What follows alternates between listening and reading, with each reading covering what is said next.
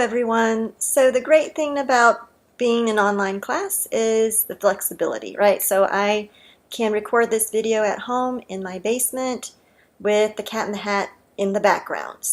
But actually the Cat in the Hat is not our class mascot, which we do have one, and it's Bob Ross. And the reason that I chose Bob Ross is because you will probably run into some frustrations in this class as we get into Dreamweaver. And it will be sometimes frustrating, and you may need to think happy clouds. If you make mistakes, watch the happy clouds video. That's going to be linked to our Google Plus community, which I will show you, and hope, or maybe already have, depending on when I made that video. So I want to talk about how we're going to keep organized and how that will help when we start constructing our websites. So our objective here is to talk about site organization, and then talk a little bit about web hosting, and then choosing an application to create your site plan. So not to actually construct the website, but to make a site plan, and we'll talk about what that looks like. Hopefully you've watched the wireframing video, and if you haven't, go ahead and watch that, and that kind of explains a little bit about how to plan out your site before you actually put it together in Dreamweaver, in this case, for this course.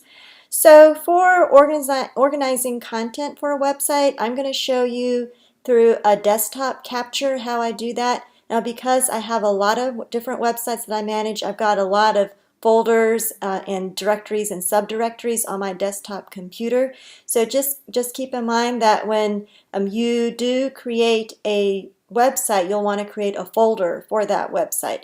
So you'll have a folder on your desktop computer or a thumb drive that you'll want. If you're working on a public computer, make sure you back up everything onto a thumb drive.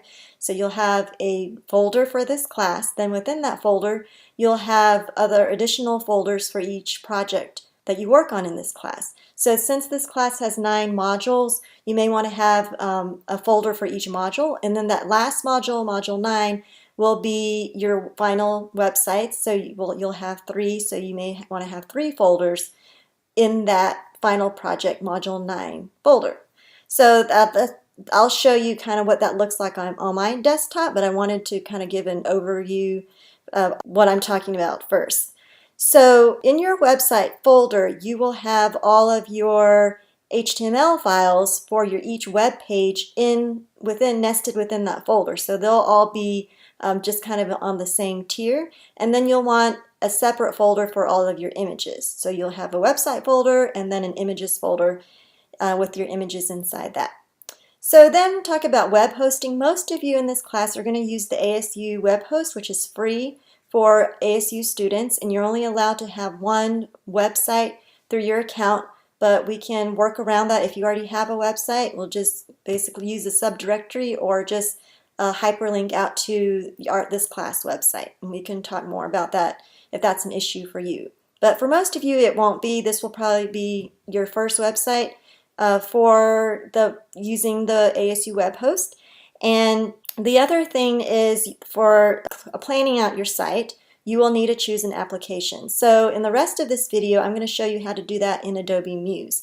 Now, Adobe Muse was discontinued in March of 2018, but the application is still working. You can still use it, and it's a great program for planning out your site, the hierarchy of your web pages, the parent pages, and then the sibling pages, and then the child pages. And you'll see what that looks like once I show you on my desktop.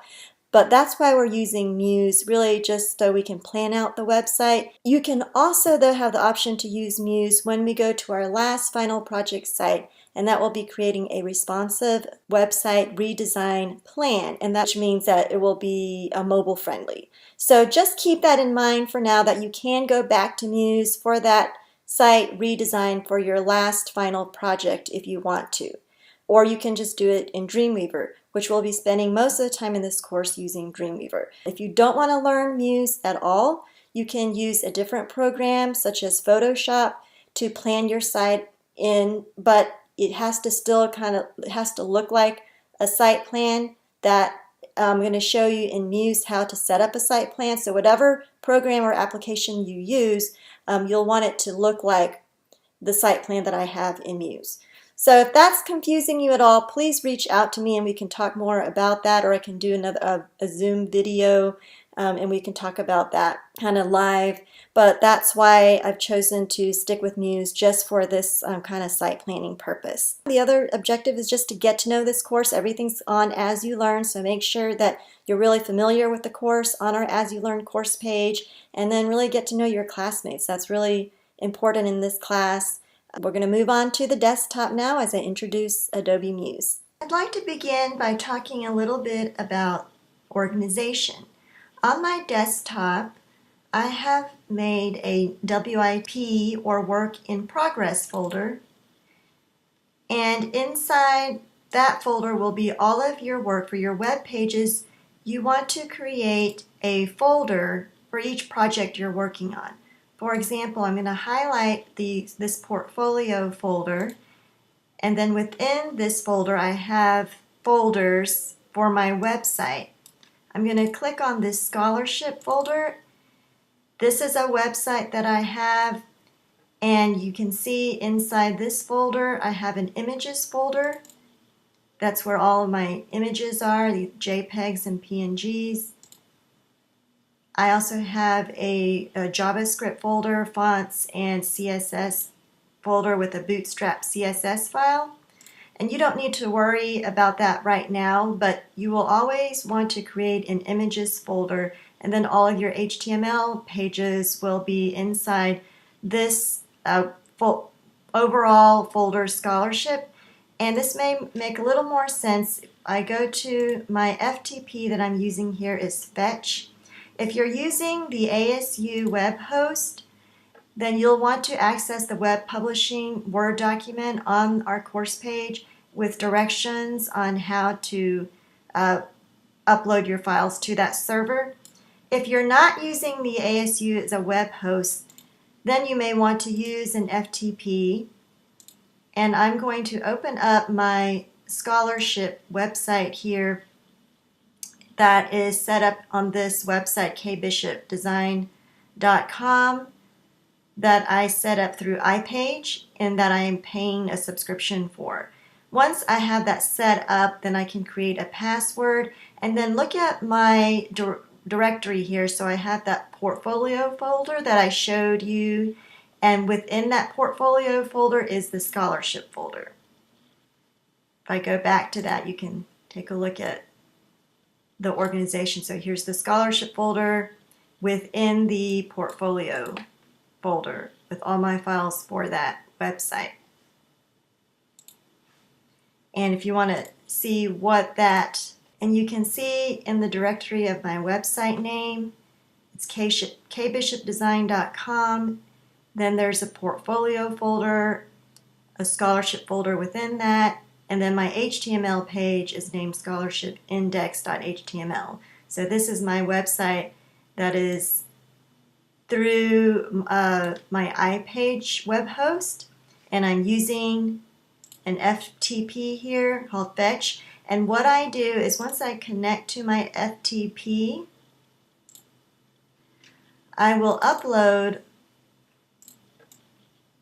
my final scholarship website files onto this FTP, which stands for File Transfer Protocol.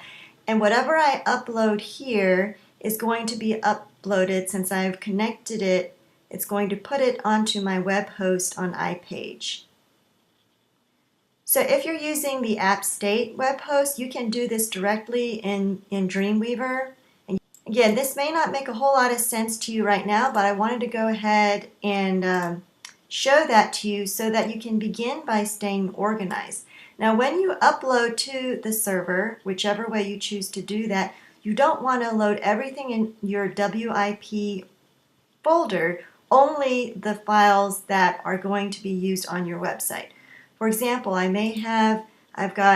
usually have a working folder, and there may be some images that are not resized for the web.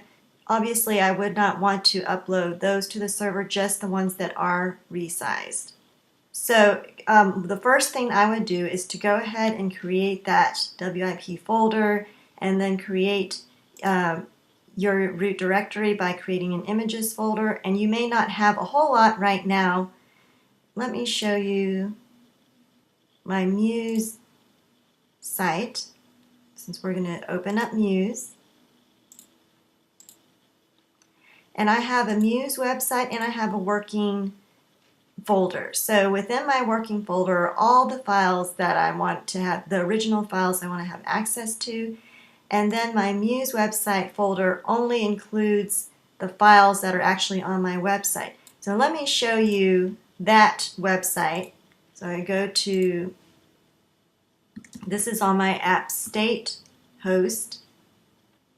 And you can see here I have those three web pages. I have my home page, which is my index HTML page, an About Me page, and a multimedia and mind page with additional links. So we're going to go over how to set up a site like this in Muse. And go back here to my folder directory and you can see my Muse website. So here are those three pages, home page, About Me, and multimedia mind. So there's a folder for each one. So it's very important to stay organized. Another word is make sure you do not use capital letters or symbols. I'm using all lowercase, and when I need a space, I'm using an underscore. So it's important to save using the naming convention.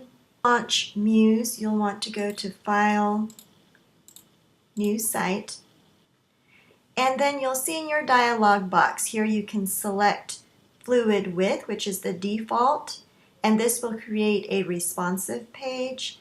For your maximum page width, we're going to go ahead and input 1200 pixels. So at this point you really want to start thinking about everything in pixels. And 1200 max width means that your web page will not be wider than 1200 pixels. So if the browser window is wider than 1200, it will center that page in the browser window. The default is one column, and we're just going to keep that at one column for now.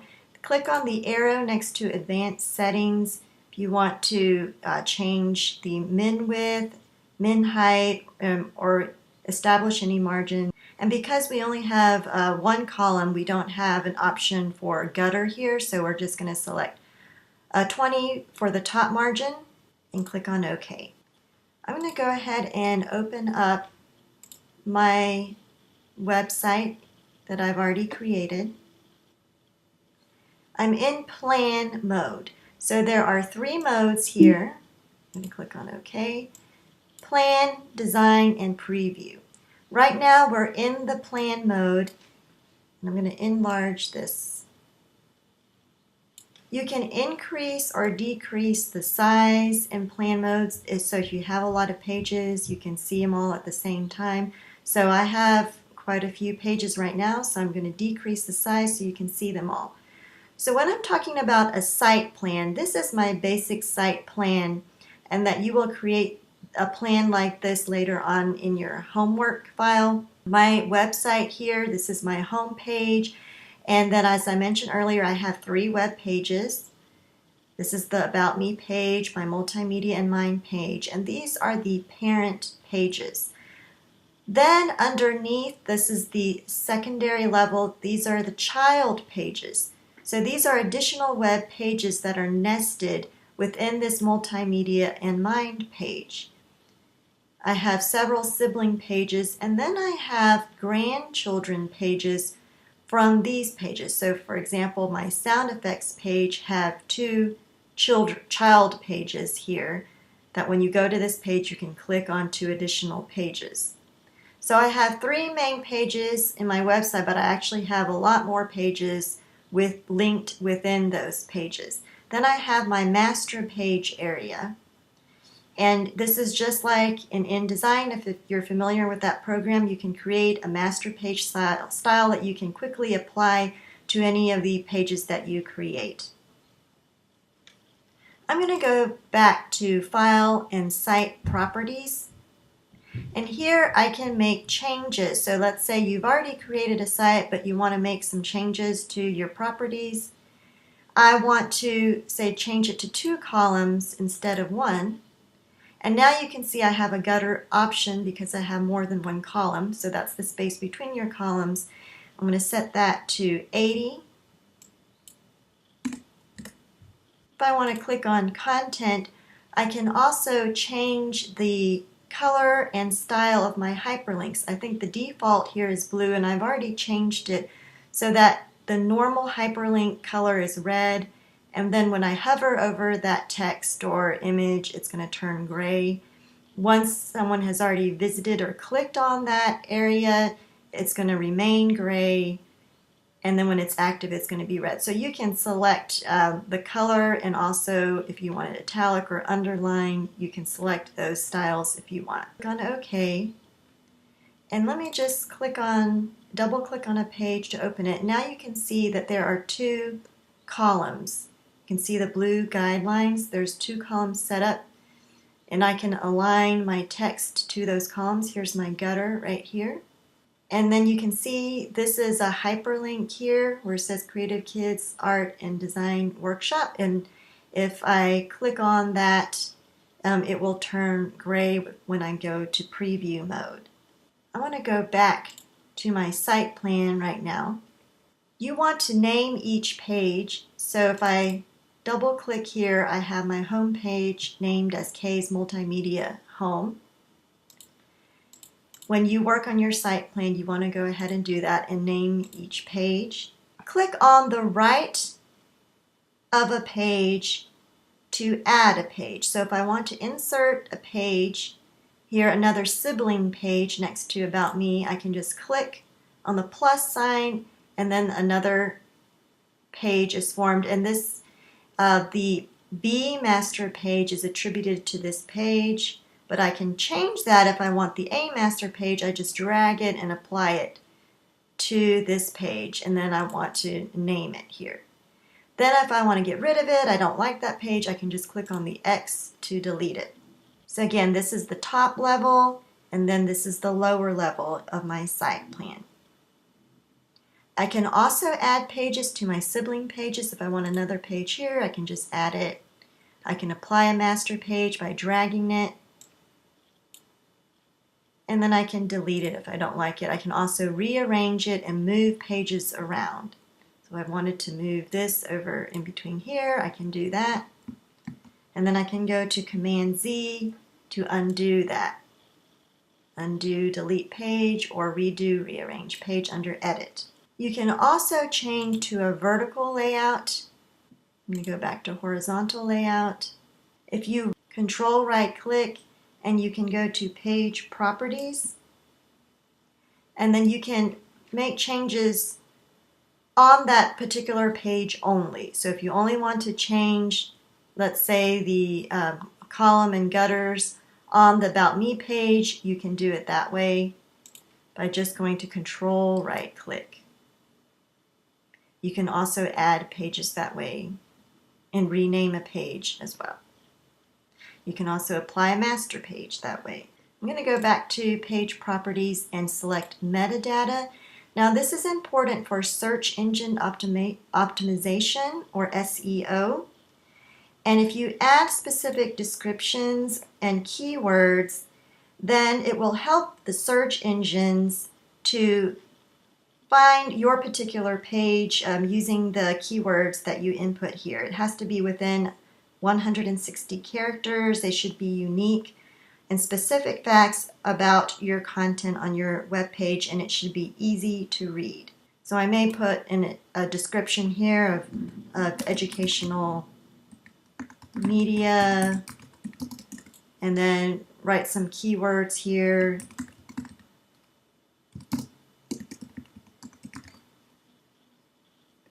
So this is really helpful, and so that viewers can find your page faster when they are using a search engine.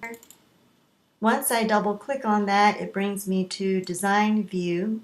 And in Design View, here's when I actually can lay out and design my page. I have a header area here that I created on the master page. So once it's on the master page, I can't move it and change it. I'd have to change it on the master page directly. I have my 3 headings, And when you hover over there, you can see the blue text frame guide that's telling you it's a text frame. And just like you would work in another Adobe program, such as InDesign, I can go to my tools and my text tool and input text.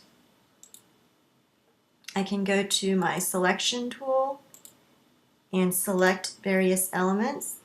Again, the rest of my background here's on my master page, so I can't make any changes here. I have swatches and other abilities here on my dock panels.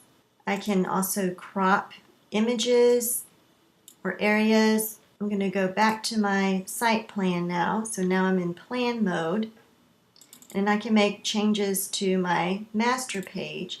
So if I wanted to crop this image, I can use the crop tool to do that. I have my rectangle tool and my graphic rectangle frame tool that I can form and place an image into by going to File, Place, as I would in InDesign.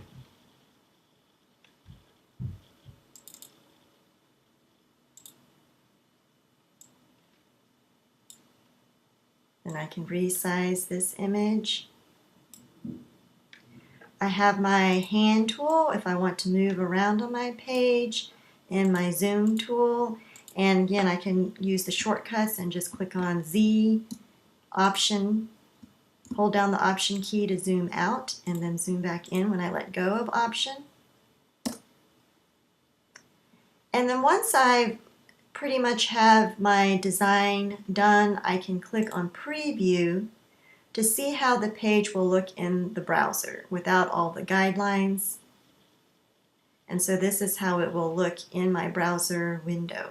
And I can close all the files. Once you click on Preview, it's going to open it up in another window, in another tab, so that I can close that once I'm done with it. And back to my site plan.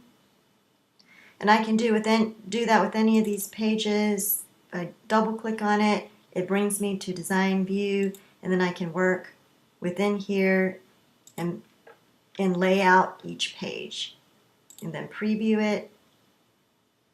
And once everything is done, then I can publish it using my FTP host. And we'll talk later about how to publish the file.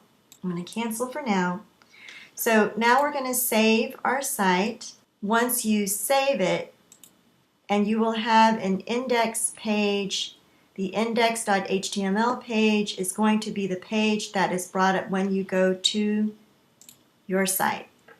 So if I go to my home page, here's my index.html page, and then you can see in Muse, it's this page right here. And there we are almost done. So just a quick wrap up. In Module 1, you have now watched introduction video and this Muse user interface video. You should have purchased and registered your book, the Adobe Dreamweaver Against the Clock book. You want to get to know your classmates, and that's what you need to turn in this week is your discussion and your survey. So go ahead and complete that survey for 1 point, and then participate in the introduction discussion, and be sure to respond to someone else's post so that we can get used to participating in that kind of forum. And I will see you in the next module.